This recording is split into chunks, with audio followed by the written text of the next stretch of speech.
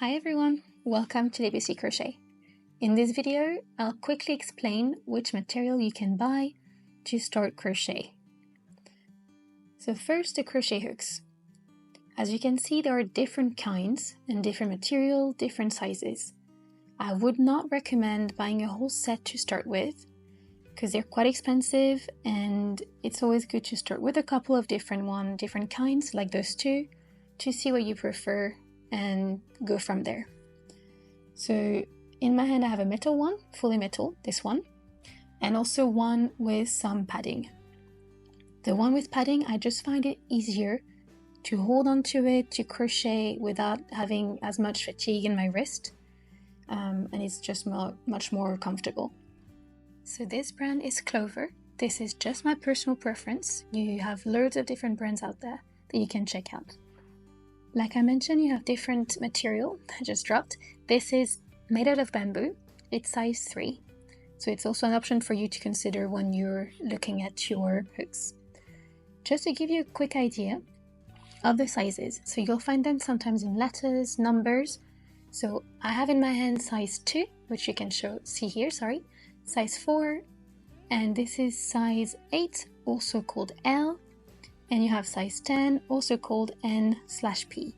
So you can really see the big difference between size 2 and 10 on this one. And that's it. So really up to you. I would not recommend, again, getting a whole set. Get a couple, see how you go, and go from there. And then the yarn. So you have, a bit like the hooks, loads of options.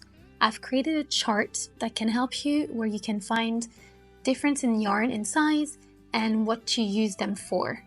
So I'll just show you 4, but obviously there's a lot of different types of yarn out there. This is just to give you a general idea. So to begin with, we'll have the paint box yarn. It's 100% cotton. It's really good to do small projects like baby items or amigurumi. It has a nice finish and it's really nice to work with. So that's an option for you, and it comes in loads of different colors. This one is a mix. It's a blend of 100% cotton and acrylic yarn. It's a bit more stretchy, and again, it will really depend on what the pattern wants you to use or recommend using and what you feel comfortable having.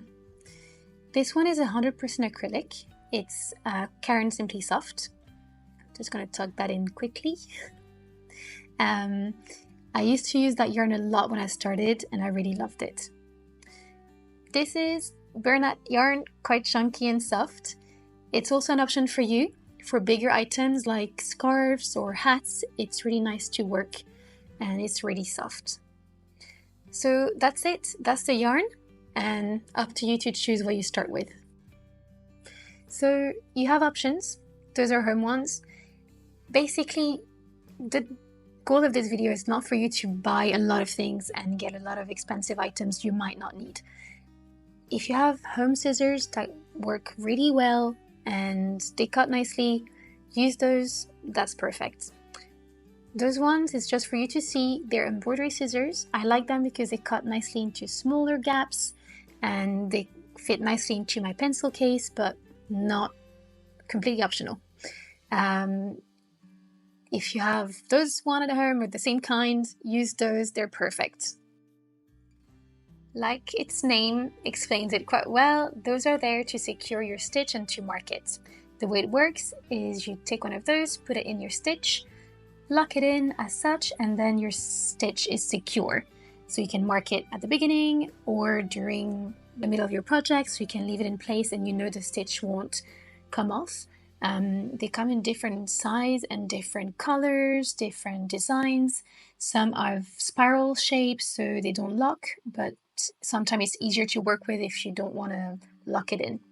As you can see, it's only 4 different ones here, but you have loads of different options out there.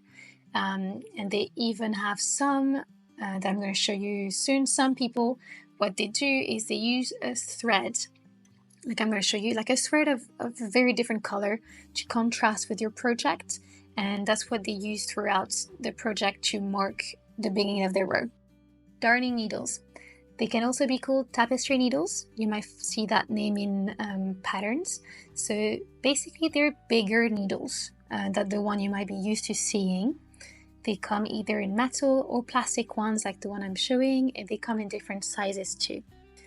Those two are the same size, roughly, but one is in metal, like the one I'm showing now, and it's great for to go through a project. They're a bit thicker. I find it quite sturdy and nice.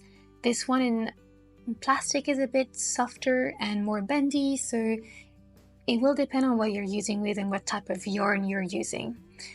You can see that their tip is blunt. It's to ensure that you don't damage the yarn when you're going through it. This one is the same, it's just you can see the end is a bit curved, so that it's sometimes easier to reach through a certain stitch or a certain type of yarn that you want to go through with more ease. This is a holder. You don't have to get one of those, it's completely optional, but I find it quite easy to store them in safely in my pencil case when I'm done. That's it. This one is optional, very optional. This is just an easy gadget to use and carry around. I used to do it not with this at all, but with a pencil and paper, and just write down the row I was in and put a little bar of my row. So up to you really on this one. Some have the little ring on their finger, which works the same as the one I have in my hand. That also can work. And it can be carried in your pencil case too, which is great. So the way it works is you just click on it, like such, and it will count the row you're at. So that I find it super easy because I don't have to carry around paper and pen with me. You can lock it as well, like I'm showing here. So if it's in your pencil case or around, no one or nothing can click on it by mistake. So that's really great. But again, really no need to spend money on this if you prefer to just do it the old-fashioned way and write down the row you're at. And that's it. Thank you so much for watching. If you watched the whole video, thank you so much.